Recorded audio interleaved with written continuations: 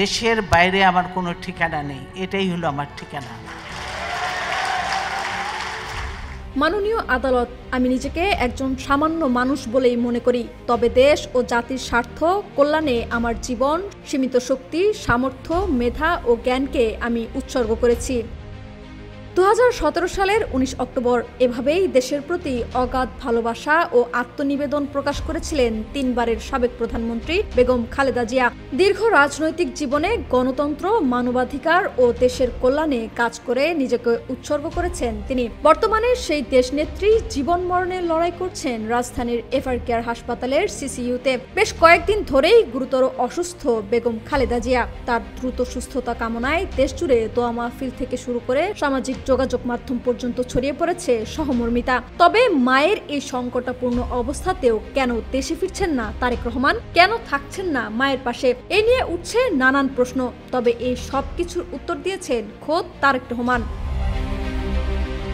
শনিবার সকালে তারেক রহমানের ব্যক্তিগত ফেসবুক আইডি থেকে দেওয়া স্ট্যাটাস মুহূর্তেই আলোচনার কেন্দ্রবিন্দুতে আসে। সেখানে তিনি লিখেছেন, মায়ের এমন সংকটময় সময়ে পাশে থাকার আকাঙ্ক্ষা তারও প্রবল, কিন্তু রাজনৈতিক বাস্তবতার দিকটি তুলে ধরে তিনি উল্লেখ করেন, অন্য সকলের মতো এটা বাস্তবায়নের ক্ষেত্রে আমার একক সিদ্ধান্ত গ্রহণের সুযোগ অবারিত নয়। সেই স্ট্যাটাসে তিনি আরও জানান, বিদেশে অবস্থান করলেও মায়ের প্রতি তার টান অপূরণীয়, কিন্তু প্রত্যাবর্তনের বিষয়ে এমন কিছু রাজনৈতিক ও প্রক্রিয়াগত জটিলতা রয়েছে যা তার ব্যক্তিগত সিদ্ধান্তের বাইরে। তিনি স্পষ্ট করে বলেন, পরিস্থিতি প্রত্যাশিত পর্যায়ে উপনীত হলেই সুদীর্ঘ প্রতীক্ষার অবসান ঘটবে, অর্থাৎ নিরাপত্তা, আইনি জটিলতা ও রাজনৈতিক বাস্তবতাই তার ফিরে না আসার মূল কারণ। মায়ের চিকিৎসায় নিয়োজিত দেশি বিদেশি চিকিৎসকদের পেশাদার সেবার প্রশংসা করেন তারেক রহমান। পাশাপাশি কয়েকটি বন্ধুত্বপূর্ণ রাষ্ট্র থেকেও উন্নত চিকিৎসার আগ্রহ প্রকাশ পেয়েছে বলেও উল্লেখ করেন তিনি।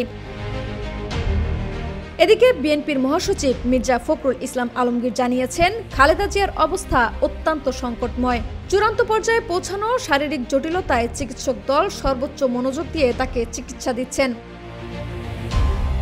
গণতন্ত্রের লড়াইয়ে দীর্ঘ পথ চলার পর আজ জীবন সংকটে খালেদা জিয়া, আর রাজনৈতিক জটিলতার বাস্তবতায় কঠিন হয়ে পড়েছে তারেক রহমানের দেশে ফেরা। লাবনী আক্তার, ডেস্ক রিপোর্ট, বিপ্লবী বার্তা।